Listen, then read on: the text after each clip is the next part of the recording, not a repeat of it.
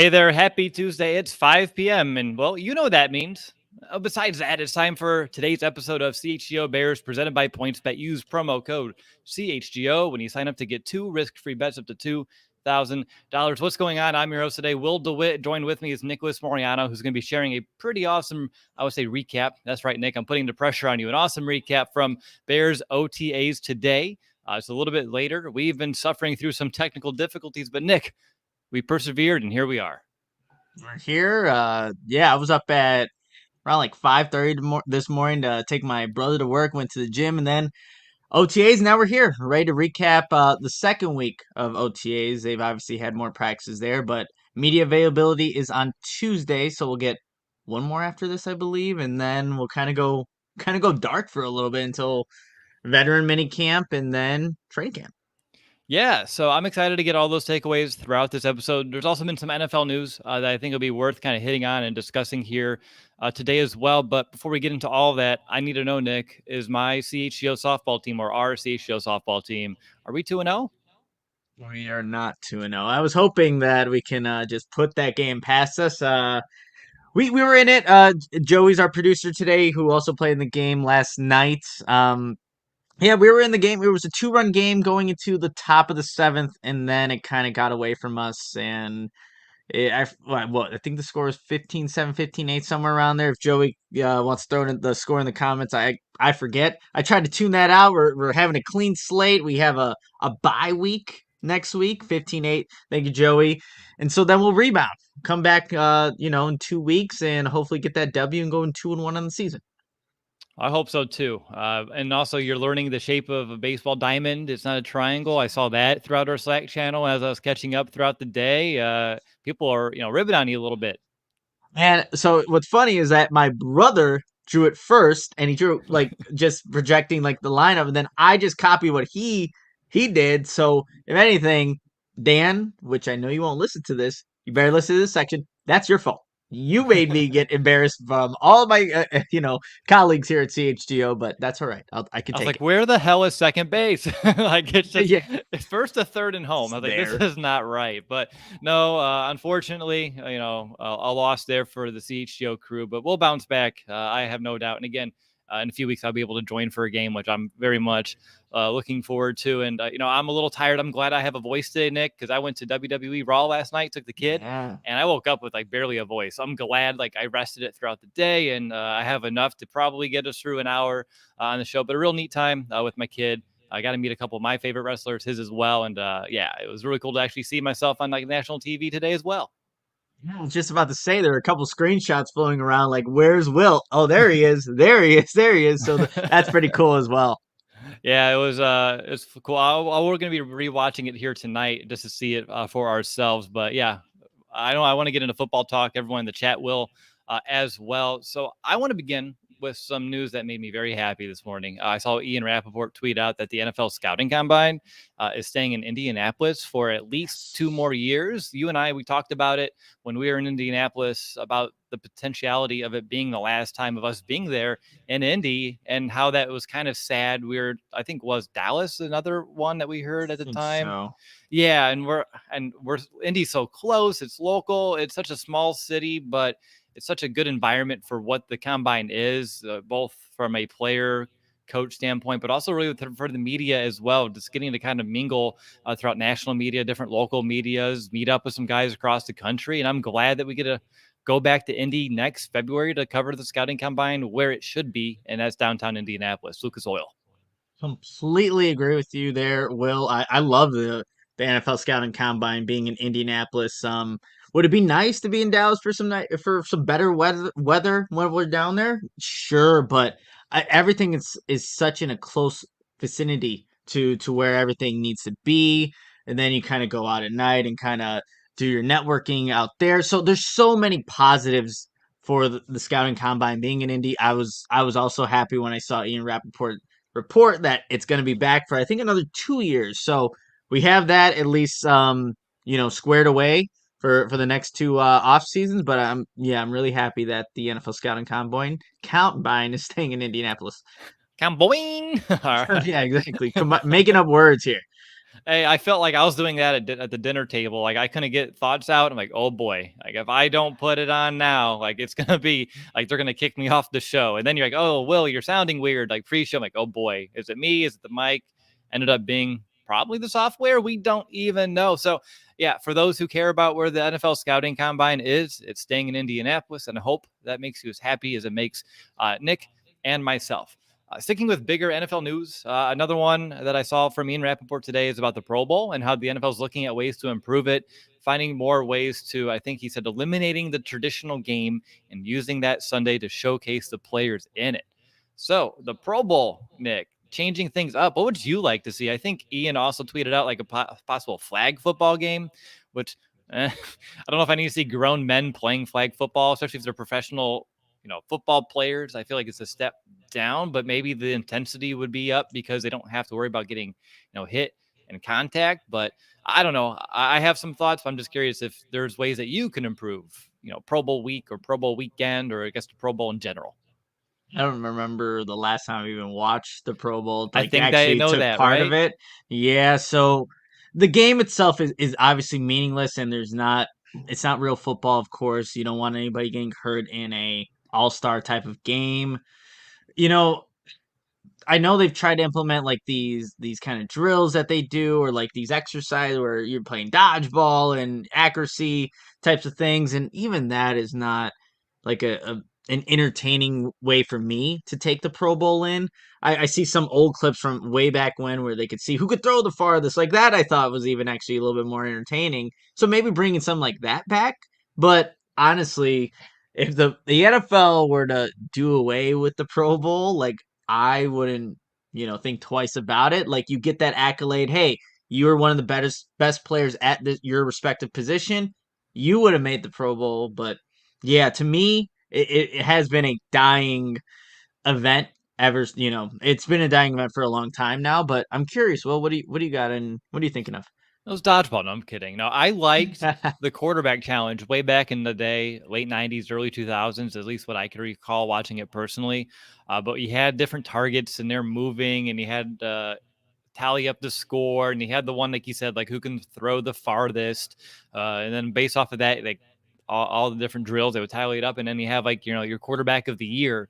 And that was always fun. There's actually a game I had on, I want to say on my GameCube of that, where you can play that challenge as different quarterbacks. And that was really neat. I actually looked at Game World here in Bloomington for it, and I saw it, and I almost bought it, but like I don't have anything to play it on. But I wish I could go back and play. But not like you, Nick. I don't have anything, I guess, specifically to make that game better. It's hard to get in today's environment them to play a real football game because of the contact, and teams don't want their players to get injured. I get it. I understand it. That's just the nature of the sport. At the same time, I do think fans deserve some all-star event to celebrate, and I think players would enjoy it as well. But what? And like, what would fans want to watch? And I don't know what that is. And I think the NFL has a huge challenge ahead of themselves because, as you said, Nick, when is the last time anyone sat down and actually watched a Pro Bowl? I don't know when the last time I did. You can't recall either. But yeah, regardless, I'm excited that the NFL is looking into it. We'll see what comes out of it, but at least they're not keeping it or wanting to keep it status quo. I think they identified a problem that's been kind of obvious, and we'll see what they can do with it. All right, one more major NFL news in terms of the entire league, and then we'll get to some Bear-specific talk here. Today is the Rooney Rule getting a little bit of a tweak I saw here today. Again, Ian Rappaport was just unloading good nuggets all morning long, but the quarterback coach job is now subject to the Rooney Rule. That means it requires an outside interview with a diverse candidate. I think that's exciting to see this rule kind of get applied, to other areas within football organizations. Again, it doesn't force a team to hire a candidate that is not qualified for the job. It just forces them to kind of look into some other backgrounds that maybe they wouldn't traditionally. And who knows if they can find someone and identify a good talent just due to the fact. So I'm excited about it. I don't know if there's anything else really to say about it, Nick, but I just wanted to make sure our listeners knew about this, I guess, wrinkle of it as well before we kind of get into some Bears talk. So if I'm getting this right, the Rooney Rule will now look into minority quarterbacks coaches as Yeah. a okay. So I think this could be.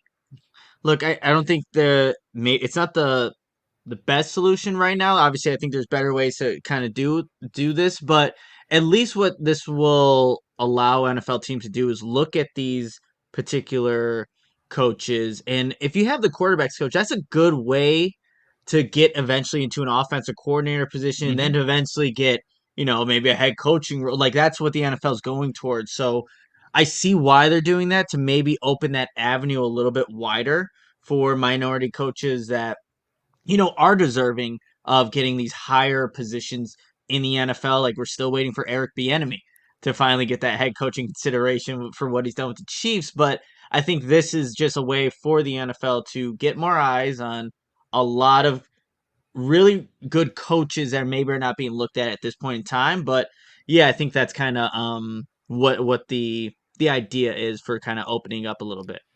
So I see some comments. I just want to address them real quick. Swanky32 asked if I'm in Bloomington. The answer is yes, but it's in Bloomington, Indiana, not Illinois. So hopefully that did not get your hopes up. Then other than that, I see Roquan comments. We're not talking about Roquan, but unless we're talking about Roquan on the field here today, unless you have a differing opinion, Nick, but that's how I would like to address it until we get anything more solidified out there into the world. The only thing I'll say on this, like we just don't know. There's nothing that myself, any of the people in the media right now know. If you're on Bears Twitter, you can go find that out yourself about what is uh, reportedly going on with Roquan Smith and just that kind of situation itself. So nothing is going to come out of this conversation to provide you more insight on that. So, like you said, I think we'll just kind of leave it at that. You can't say anything that we don't know anything about. And then I did see actually a comment from Chris. Where's Hogue? He isn't feeling too well. He's got the day off. That's why Will and I are here doing this. And I was at OTA practice today, and so you'll get the report from me, and we'll be just good. We'll be just fine on this Tuesday, and we'll carry on. Now, I also saw one more from Steven about the Rooney Rule, asking if it applied to coordinators. My understanding is it doesn't. I think it's right now that would make it head coach, GM, and now quarterbacks coach. Okay. Just based off, I'm on operations.nfl.com. I think, No. yeah, I think it's an official source here that I wanted to at least, showcase that I'm leveraging here on the fly. But based off of what I'm seeing, that is where it's kind of currently stands right now. If I find anything else as Nick's talking and I'm perusing the website, I'll definitely kind of make sure, to correct myself. But I wanted to at least address it because it's important to know, some of these things. And I'm actually very curious as well. All right, Nick. Bears-ish talk now. I'm working our way towards it. Two former Bears got signed to different teams. Do you know who they are over the last 2 days? I know Kyle Fuller is now with the Baltimore Ravens. Saw that one. And now the other one. That must have happened. Was it yesterday or Sunday? It could have been a couple days by now. And maybe I'm just like, it's going over my head. Who is it? Adam would pop in here. Nick Foles to the Colts. Like, Oh, that yes. happened? Yes. Yeah. Yeah, that was something that, like, I knew I said multiple times on this podcast. It was like, hey, Nick Foles to the Colts makes so much sense. Matt Ryan, the quarterback, obviously a good veteran, but reuniting with Frank Reich. That is where like that big connection is. He spoke glowingly, Nick Foles, about Frank Reich, and now they're back together. So makes sense. Yeah, I think both those make sense. Fuller to the Ravens, like them getting another veteran in this, in their secondary. He plays tough football. To me, that one made a lot of sense as well. So that's kind of just a hodgepodge way to kind of start today's show. Is multiple NFL topics. We didn't have a show yesterday, so I just wanted to make sure we're all staying up to date and everything NFL. So let's get into some OTA-ish talk. See, we're working our way down to the actual practice. I saw that they had a former Bear player today, which I believe would be the fourth that they've brought in, at least that I've seen publicly. Do you want to let our listeners know who you saw at Chicago Bears practice today? That one of the greats to put on the navy and orange uniform.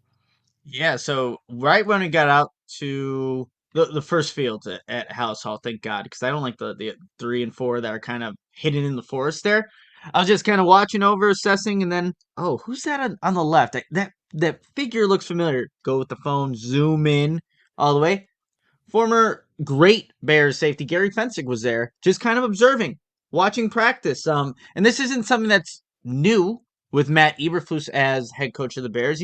He's welcoming all of these former Bears players to kind of come in and just whether it's talk to the players or observe a practice, that's what Matt Eberflus wants to do to kind of establish like they're the greats there. And I don't know if you guys watched Charles Tillman's video that they posted or the Bears posted it. Like if in one of the things he kind of said, paraphrasing here, is like if you give it your all, you give all the effort here to the city, this city will give it right back to you. They will love you. So I think Matt Eberflus bringing in these old Bears legends is a good thing for the team just to see like, hey, they've done it, they've had success. Here's how we can maybe do it here with this new regime, and take it forward to with this new era of Bears players. No, I respect it and I appreciate them bringing in these former Bears players. It's interesting. I don't think we've seen an offensive guy yet. And then I was also thinking how many Bears, I mean, other than Walter Payton and all that, but like how many Bears greats on offense, Jim McMahon they can bring. Some other guys in the offensive line they can bring. Matt Forte they can bring. You're right. There are players, but they are going defense heavy, which with Coach Flus being a defensive background, maybe that's the reasoning behind it right now. But I love the fact that the current roster gets to hear from these guys. I'm sure they've looked up to them. They're players that they knew growing up as well, just like you and I, Nick. So I think what they say could carry a lot of weight. So I really appreciate this approach. So real quick, I kept looking at that website, like I said. So apparently it does extend to coordinators as well. They have to at least interview one external minority candidate for a coordinator job. They should definitely organize this website better. That should not be towards the bottom of the page. Anywho, so Steven, you're right. They didn't skip coordinators. It went head coach, GM, then coordinator, and now we're down to QB's coach. Eventually, it's probably just going to be, every position, I would assume, but we'll see how that shakes out. But now I'm going to close that tab, Nick, and we know the rule officially. So I want to know, like, overall, Nick, if you could explain the vibe today at House Hall compared to last week's, was it any different, or is kind of the same kind of feel and vibe compared to a week ago? I'm just curious if things are changing, behind the scenes a bit. I would say like the vibe's always been high intensity, not a lot of low down time. It's very, high intensive. And that's what Matt Eberflus has tried to instill in this and kind of to segue into a bunch of the different things that kind of happened at practice today. Well, one of the things that was reported and that did happen at practice was Jalen Johnson was running with technically like the second unit. And the reason being, and I asked James Rowe, the defensive backs coach, this like, is that a big deal? Like for Jalen Johnson, like how does that impact him? He's a guy that ran with all the number one wide receivers. You know how competitive he is. Does that impact him in any way? They said, let's not look into it. Let's not make this bigger than it is. He's kind of getting acclimated to the conditioning of things again because, like I said, it is high intensity. There's no like time where you're seeing a lot of guys taking breaks. Like I know you mentioned, Will, like in a photo you see a lot of hands on the hips. Mm-hmm. Yeah, these guys are running. These guys are going fast paced here. So Jalen Johnson running with the twos. Let's not make that bigger than what it is. They're kind of easing him into this process and allowing him to gradually get back into, I guess, football shape. But Matt Eberflus said, like, he loves what he's seeing out of him, what he's seeing out of him physically, what he's seeing about him mentally. That was something James Rowe also said about. That's the one thing that he really loves about Jalen Johnson, just how football smart the guy is. So anything about like Jalen Johnson running with the twos, that's okay. Kendall Vildor was out there, opposite side. Kyler Gordon and Gordon. So one thing that I am curious about, where I'm going on a tangent here, Kyler Gordon and Jalen Johnson playing that same side, or at least they did today in today's practice. So when Gordon came out, Johnson came in. I wonder how that kind of shapes out as to where both these corners will play, but maybe you're just getting reps and kind of getting both these guys acclimated to whatever side. Because one more thing, Will, before I turn over to you. I'm sorry. I did ask James Rowe if he envisions seeing Jalen Johnson shadowing again, or are they going to stay receiver one or cornerback on one side, cornerback on one side? He couldn't give me any answers to that. He kind of said, he said that is something I wouldn't answer because that could give an opponent a competitive edge.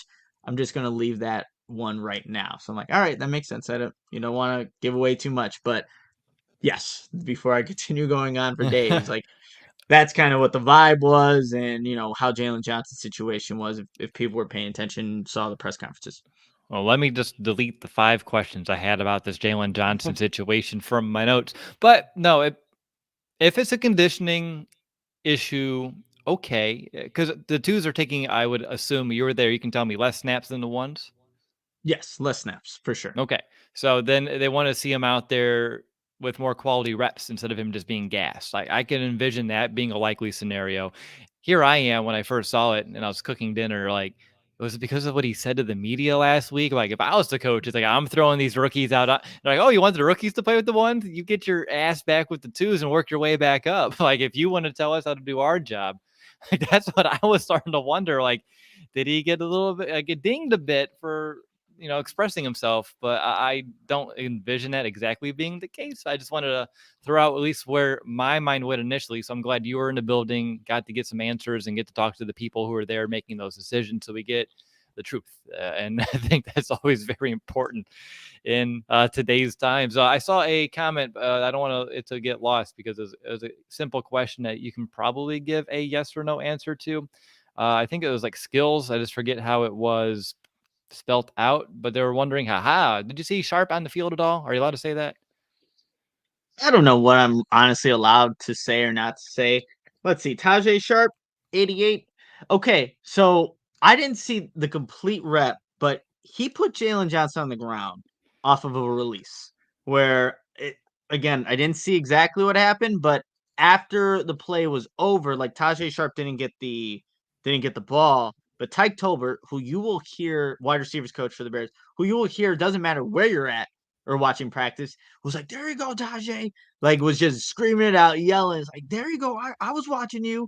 So maybe that's why you're kind of getting this ramp up period for Jalen Johnson. But he was there at practice. I didn't have anything really of note from him, but he's out there. And I caught the back end of what happened where Johnson was on the ground and Tajae Sharpe was not. So that's what ended up happening. All right. Well, that's not helping them get back to the first string. Getting Hey, it. you're gonna get beat. You're not gonna win every rep, but now you kind of see like, hey, that's a veteran. That's a veteran wide receiver they brought. It's not like a undrafted rookie, right? Right. So it's somebody that has had experience at the position, and I guess won that rep for whatever was being asked of him on that play. I have a lot more questions that I want to ask you, and I'm sure you have a bunch of notes that you're sifting through that you want to kind of, bring the knowledge to the table over to all of our listeners. But before we get to those, I just want to let everyone listening just make sure they know that the best way to support CHGO is to download the PointsBet app and use the code CHGO when you sign up. If you do that right now, you'll get 2 risk-free bets up to $2,000. But that's not it. If you make a $50 or more first-time deposit, you receive a free CHGO membership, which unlocks all of our web content. Even get a free shirt of your choice from the CHGO locker. That's $2,000 in free bets, a free CHGO membership, and a free t-shirt from the CHGO locker, all for making a more than $50 first-time deposit at PointsBet. And if you have any questions, you can email pointsbet@allchgo.com, and our team, we're here to help you out. Your home for live in-play betting just got even better. Introducing PointsBet's new feature, Live NBA Same Game Parlay. For the first time ever, you can build a perfect live NBA Same Game Parlay only with PointsBet. Combine your favorite bets anytime during the game, and if you want more, you can also boost your live Same Game Parlay. Watch live, parlay live, and boost live with PointsBet. And now, online signup is available in Illinois. You can download the PointsBet app right now, and within a few seconds, you can easily register your account from start to finish, all from your phone. So what are you waiting for? Once the game starts, don't just bet, live your bet life with PointsBet. Gambling problem? Call 1-800-522-4700. All right, Chicago sports fans, if you aren't a member of our CHGO family, what are you waiting for? Members will have access to all of our premium content from all of our great writers. You also get a free t-shirt of your choice when you become a member, and you get access to the members only Discord, the CHGO Lounge. And of course, we have podcasts and live shows on every team every day. And that's why you got to be, have that bell notification, be subscribed so you know when we have these later shows like this one today. So again, come join this amazing family that is constantly growing here at CHGO. All right, I'm your host, Will DeWitt. Nicholas Morales here with me. You're listening to, of course, the CHGO Bears Podcast. We are talking about today's Bears OTAs, which I need to know the chip was crispy, according to you in the chat, huh? Tell people about that. Yeah. Byron Pringle's he's making some plays out there. He looks, man, he's bigger than I thought he was, and obviously we had all of his frame and everything coming in, but he does look a little bit bigger, but he looks fast. Like he's catching some of these overs in the middle of the field. And even though it is kind of just like a two-hand touch, every defender's swiping at the football, trying to punch it out, but he's got that 4.4 speed is evident. And so what was the comment he said?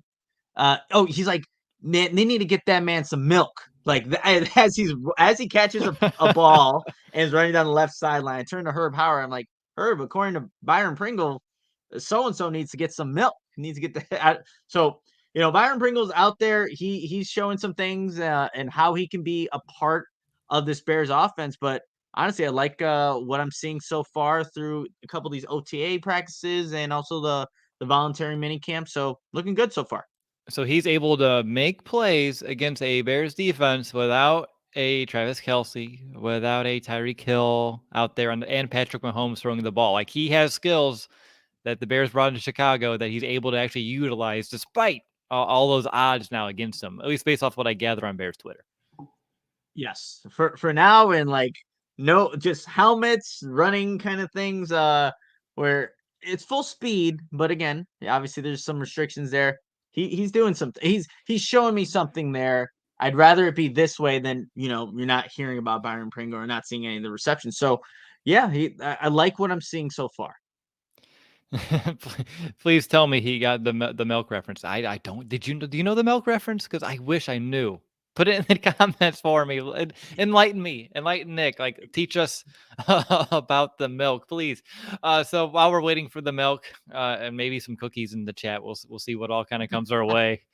I saw a quote on Twitter that came from this press conference, Nick, about from Coach Eberflus on Justin Fields, because he was asked like, what have you taken away so far throughout all these OTAs? And he says, man, he throws a good deep ball. I'm excited about that. We're gonna take our shots down the field. Now, we got to watch Justin last year as a rookie, and I know he's been working on his throwing mechanics.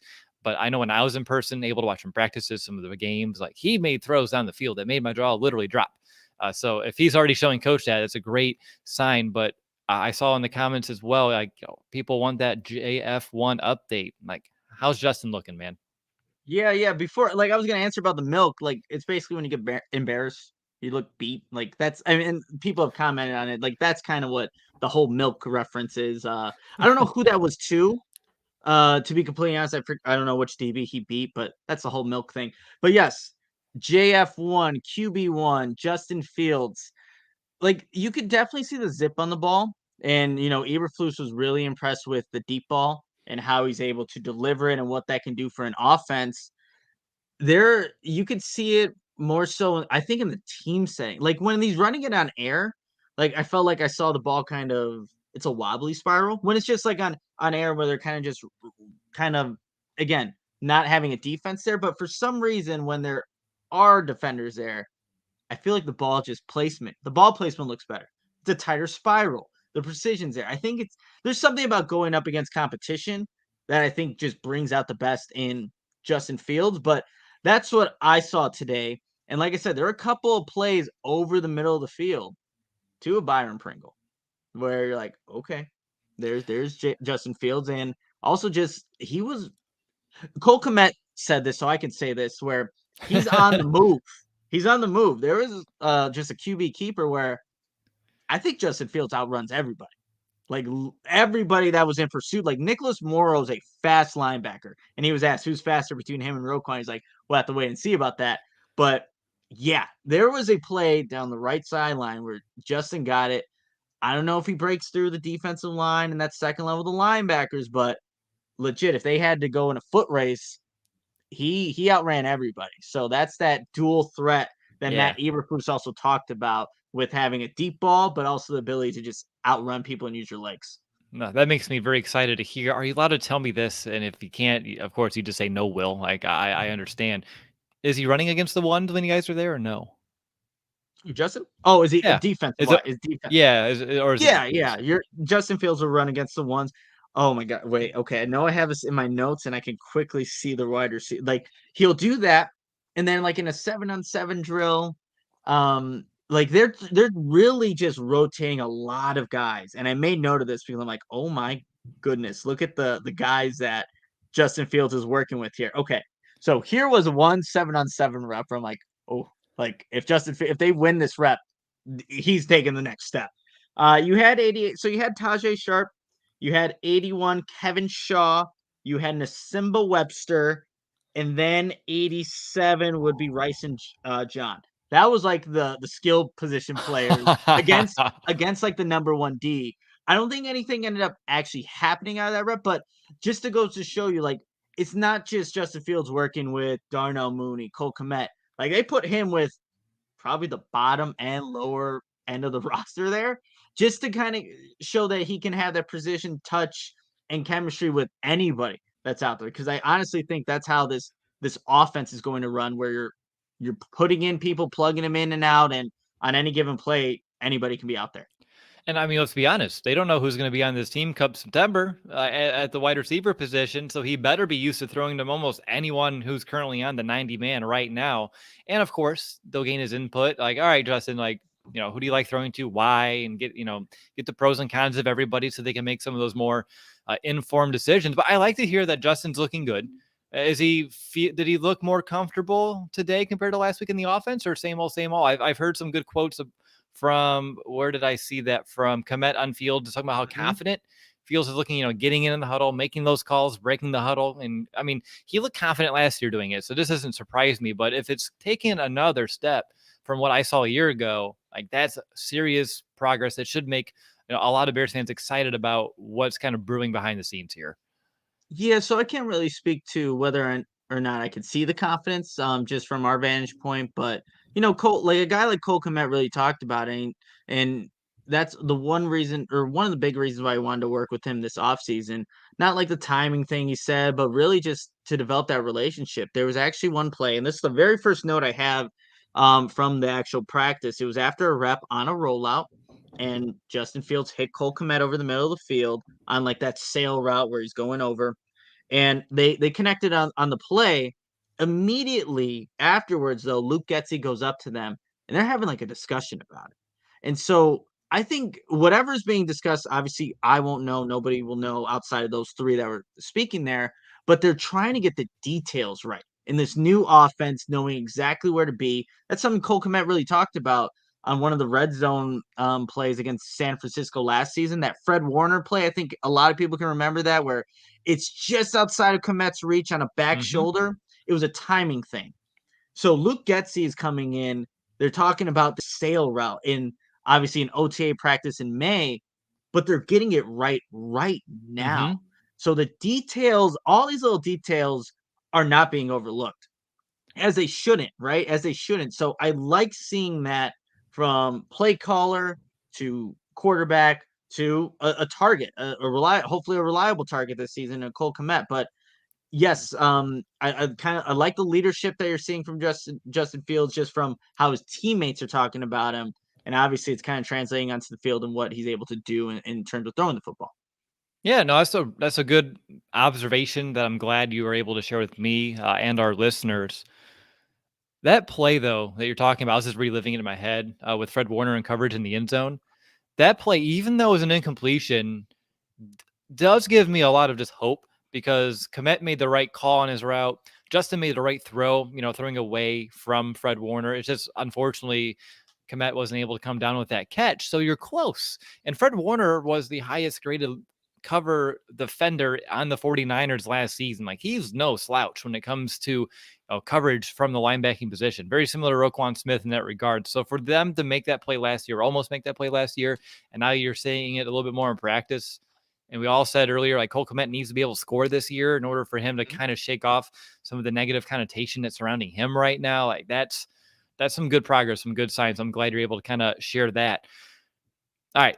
I'm going to flip back to the defense real quick, if you don't mind. I heard Jaquan Brisker made a really good play at practice here again today. So you have a Bears rookie safety, making another big play. So I want you to be able to tell us about that. And then also Kyler Gordon out there, if you saw anything from him, because them both playing with the ones today, as they're kind of getting used to this team, used to this defense, and the NFL in general, still good progress for a couple of high draft picks that we expect to start week 1. Yeah, no, it definitely is. So I think the Jaquan Brisker play may have happened when they took us off the field, because Oh, we see a majority of the practice, but the very last part we don't. But according to James Rowe, and who was it? James Rowe and I got Nicholas my info Morrow. from Deck Pearson made the Yeah. tweet as well. Hmm. Yeah, they've been causing a bunch of turnovers in practice. They're leading the team right now in turnovers created. James Rowe actually told me, and this is a good quote from like what it would be again with Jaquan Brisker. He said he was asked what have been your impressions of the second round draft picks, and then specifically for Jaquan Brisker, has he always had that skill set to punch the ball out? And James Rowe said, well, maybe his punch is a little bit heavier than most because we ask everybody to punch the ball on every play. I probably would hate to get in a fight with him. Nah, he just has a knack for it right now. It's something we all teach, obviously, the peanut punch. So he just got a specialty. So, hey, you're seeing these turnovers being created from these rookies. And there was a rep that I had noted where it was Kyler Gordon one-on-one with Darnell Mooney. Now, the play did not go to Mooney, but you still watch to see the release from Darnell Mooney, and you see how Kyler Gordon's going to play that. His footwork, Kyler Gordon, is something that, again, talking to James Rowe, he hasn't really seen out of any of the players that he's worked with. He said like a young D'Angelo Hall would be the closest thing in terms of the, I guess, in similarities, but Kyler Gordon can play.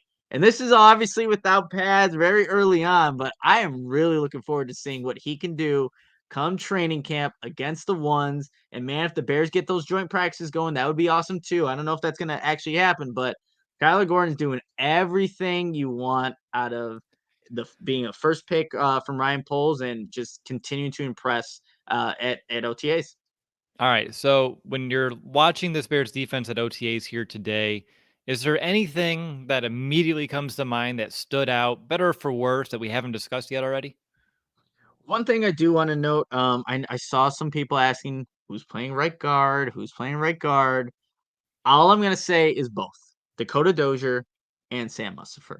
You'll see one person repping with the ones.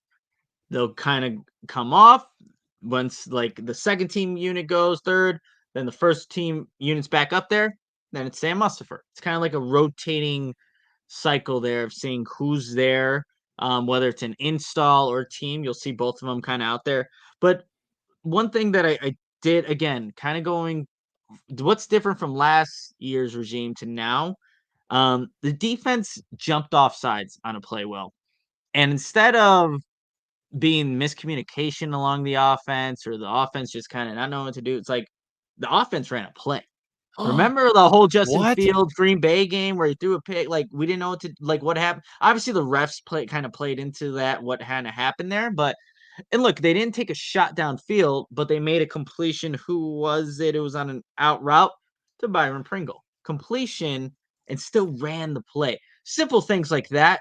I think if you rep them now in OTAs, they get repped in training camp.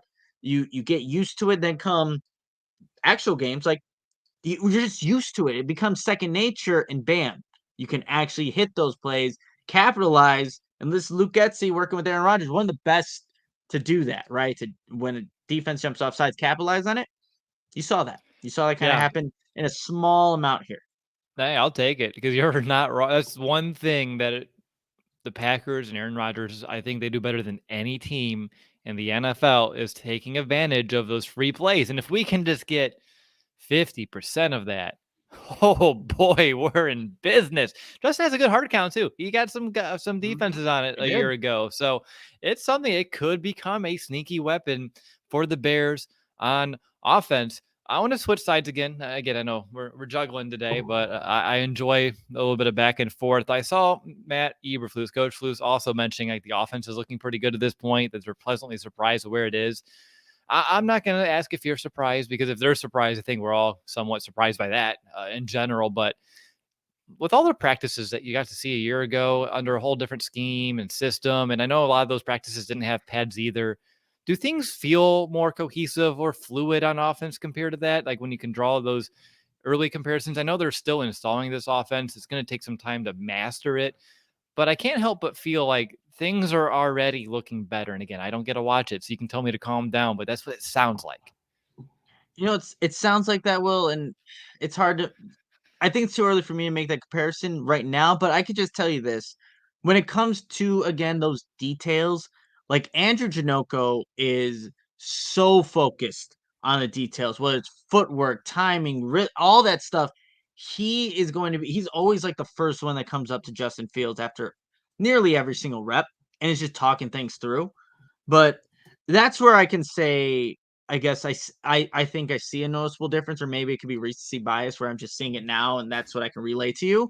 But it just seems like, especially with this being a new offense, they have to talk it through and make sure everyone is on the same page. Dan's in the chat. Calm down. I'm staying calm. I just hear quotes and they get me excited. I'm on little sleep too, by the way. So I'm just here over here today. Nick, we have a few more things to get to here with Bears OTAs, but before we do, I think you have a message to share to our listeners. Yeah, and if you enjoy CHGO, one way to help us to continue to grow is to download that PointsBet app and use code CHGO when you sign up. Not only are you going to get 2 risk-free bets up to $2,000, but if you make a $50 more first-time deposit, you'll receive a free CHGO membership, which unlocks all of our web content and even get a free shirt of your choice from the CHGO locker. If you have any questions, you can email pointsbet@allchgo.com and we'll help you out. And in case you missed it, online sign up is available in Illinois. You'll be signing up with the fastest sportsbook easier than ever, so you can start living your bet life in seconds. Once the game starts, don't just bet. Live your bet life with PointsBet. Gambling problem? Call 1-800-522-4700. And of course, if you haven't became a member of the CHGO family yet, I really hope that you consider doing that here soon. By becoming a member, you gain some insider knowledge on the Chicago Bears, this offseason, this season as well. You get access to all of our in-depth content on the website. When you join the CHGO family, when you become a family member, you'd receive benefits like a free t-shirt, access to the CHGO the locker as well, which is the merch store. You get into the private community as well, which is our Discord, where you can discuss your favorite Chicago teams, not just the Bears, with other diehard fans from around the entire globe. It's a really neat place to be as well. And Nick and I and Adam, if you're here for Bears specifically, like we really do try to make sure that everything we put in that website that's behind the paywall is worth it. It's only $60 a year, and also if you do it annually, that's like $5 a month. You support all of us in our endeavors and what we're building here at CHGO, and being a part of our great community that we're very excited to be growing. So definitely, check it out. That members only Discord is a lot of fun. The lounge, the locker, pick up some merch as well, and again, that written content. We put the word premium. I think that's a very, I was going to say special word for it, but it depicts it. Yeah, it depicts it perfectly for it. And yeah, did you say get the drip? Did I hear get the drip? No, You can absolutely get the drip. I just said it was accurate for the premium content, but you can okay. get the drip as well. My ears are literally still ringing from last night, by the way. Like some of those like like the fireworks in the stadium, like were right above my head and like instantly like what the all right. Yeah, pretty much. Not gonna lie there. So by the way, that's an old catchphrase from like 2016, right? Not gonna lie. People were on that one. Might be older. I don't know. It may be. It may be, at least for us on here in this podcast. But all right, Nick, a few more things here from practice today. You got to be a part of some media availability. I saw Tevin Jenkins was available, but I didn't see a lot come out about it right away. Is there anything worth sharing from his time with the media? Yeah, so actually first Nomad, or I think it's Nomad, has been trying to ask me about St. Brown. I didn't see much from St. Brown, but I did see a rep where Velus Jones Jr. he ran out of calm down, it's just OTAs, but he was running a swing route after motioning and kind of ran out of bounds instead of turning upfield. Tyke Tolberg on him, but then St. Brown kind of talked to him about it, like what's your depth? I don't know. He talked to him about it to kind of give him some pointers about what to do moving forward. It's a rookie, new offense, but learning from a guy that's been in this offense. That's the one thing I can say about St. Brown. Tevin Jenkins. So I asked him to start the press conference, like, how do you feel being at right tackle? And he's like, he likes being in a position that, guess what? He played in college. No shit. Like, right? Like, that's why that should have been what he should have been doing initially last season. but obviously the regime thought differently. So he's back at right tackle, likes it. He's dropped some weight. He does say that this offense, what they're running here and what they're being asked to do, is completely different from what he had to learn last year. So there is a learning curve. I don't know why I'm like praying or doing whatever the hell I'm doing with my hands. But yes, that's what Tevin Jenkins was kind of talking about. He does Pilates, and he gave a shout out to the place that he does it at. He's like, if you ever done Pilates, you know it's like torture. So I haven't done Pilates. Maybe I'll have to try it out to see if that is true. And he's not worried about his back. Like he doesn't think about that anymore. Getting that That's again, great. why he's doing the Pilates, get that core strength stronger so that it takes off the pressure from his back. So he doesn't really worry about that anymore. Um, that's That's good really, to I think, hear about yeah, his back, though. Like the yeah. fact that he's not thinking about it. I remember from Mason this word. It's in my brain forever now. Kinesiophobia, where when you have that injury and you have a fear of re-injuring that body part, and it's a real thing where people takes a lot of time to get past that. Some people never get past that, and the fact that he's already saying like, I don't think about it. It's tremendous for his trajectory to hope, to be a week one starter for the Bears a year later than we all really thought when they drafted him. But, hopefully the year is worth the wait. I know we got to see him a little bit last year, but I think this will be the year. Now that he's at right tackle, now that he's in this offense, I'm assuming they told him to drop the weight because of what we heard Mhm. earlier on in this offseason about being a little leaner, a little lighter, and changing those body types a little bit. So I'm assuming that's where it's coming from. But with all those things that's kind of adding together is, hopefully we get the Tevin Jenkins that we all expected, over a year ago when, the previous regime drafted him in the second round as well. So I am excited about what you told me about Tevin Jenkins. And yeah, and is there anything else you want to share about him, or is there any other takeaways from any of the other pressers that have been gotten to? Yeah, real quickly, he was asked about like this essentially a new whole regime coming in. What he needs to do is basically he wants to earn their trust with this new staff. That's like the big thing that Tevin Jenkins is working on. And he asked, well, how do you earn their trust? He's like, play well in this scheme. That's how you earn this trust. And like I was alluding to earlier, it's a lot more fast pace, and getting on to the edge. And that's going to be like something that Tevin Jenkins is going to continue to work on. And he also said that although he is now at right tackle, there is, quote, like a little wiggle room to on the possibility to going back to the other side. He said nothing's set in stone, but like it seems like he wants to play over there. He's obviously started there since the voluntary mini camps earlier on this month. So it kind of seems like that's where he's pegged to be, but he did say he didn't like rule out the possibility that he could go back to the other side if the team needed him Okay.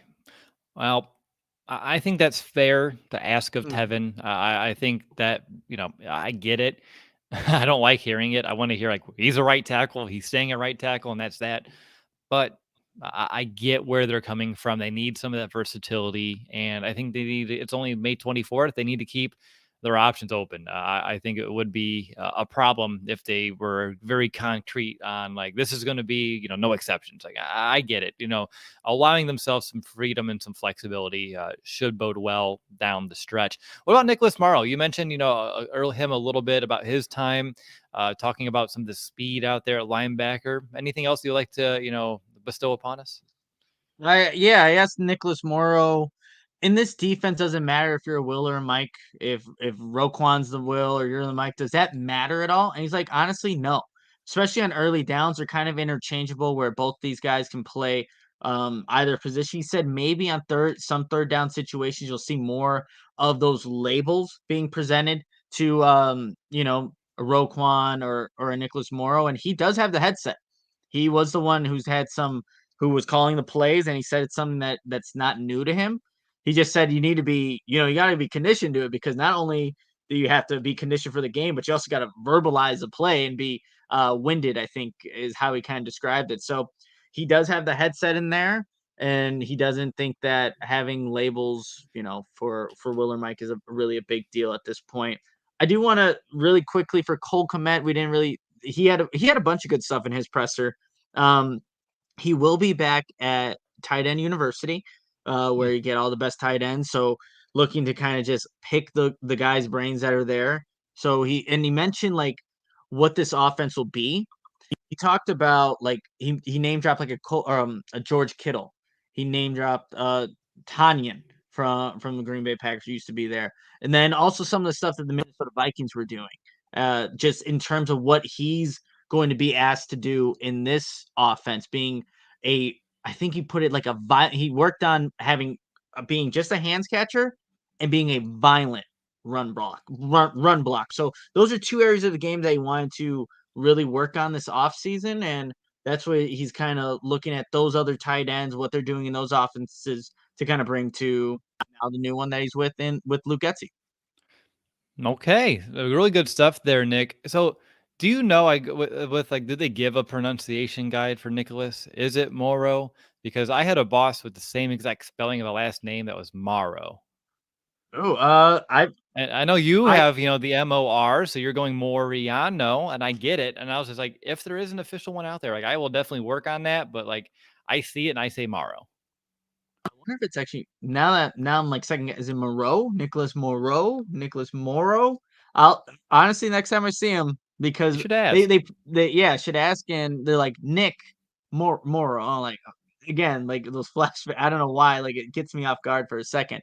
But yeah, definitely something worth asking. Get people's Yeah, names right. That's it's important for interesting, sure. like when the same spelling can be pronounced different ways based off of the Mm-hmm. family. And even like my last name, I have members of my family that will pronounce it Dewitt.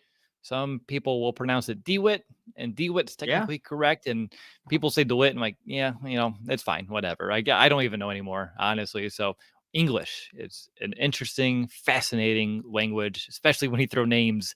And DeWitt, hey, there we go. Man. Is there anything else, Nick, that you have from OTAs today that we should talk about? I do see a comment from SKLZ711. Any special teams returner snaps you were able to see? Any Daz Newsome sightings? That's where Daz Newsome was at. Oh man, let's see. Can scroll really quickly to find who the other guys. I can tell. Okay, Velus Jones Jr. was also there, and so was a wild card there. Will Kyler Gordon as a getting Liar. reps. You No, he was lie. there. 12, 83, and 6 were Interesting. the guys kind of working that out. So that's who it was, and I don't know if I'm even allowed to tell you that, but I did. So Yeah, boom. it's I hope you get allowed back after today's episode. And by the way, one more thing on Moro. If you put TO in front of it, it's tomorrow. Like, that's how you would spell tomorrow. Tomorrow. Okay, so tomorrow, But Nicholas. tomorrow. So it'll be Morrow, not Moro. You Tomorrow. don't say I'll see you tomorrow. Hey man, pronunciations are weird. Like you could see something is pronounced way differently. More, yes, exactly. It's just how Joey kind of put it there. Moriano. Okay. Woo, yeah, that was actually kind of a tongue twister. Appreciate the exercise towards the end of our show there, Joey. But Nick, if you don't have anything else, I think we can call this an episode here today. No reason to stretch it another 6 minutes or so. But I thought, everyone, he does need a Morrow jersey. Joey, I agree. The comment here in the chat for those listening at home, it said Nick needs to get a Morrow jersey, and then we can all just mispronounce it or pronounce it correctly every time we see him in it. But all right, Nick, any final thoughts or any final words, and I will sign us off. No, because the more I talk, the more I shouldn't have said something. So I'm gonna shut the hell up and we'll call that an episode. We'll just bleep over it in post-production. How about that? Redacted. Everything. This whole episode is officially redacted. But no, this sounds good. I'm glad I was able to, pinch it again for Adam. Hopefully he feels better tomorrow, and then we're back on a normal schedule here for the remainder of the week. And by normal, I mean consistent, because our showtime is now 1 p.m. Central for the rest of the week instead of our normal slot of 11 a.m. So if you're looking for us in the morning, just wait a little bit and we'll be back in the early afternoon with all that Bears talk that love, and come to expect from the CHGO Bears podcast. But that's going to do it for us here today. For Nicholas Moriano, I'm your host, Will DeWitt. Until next time, Bear down, Chicago.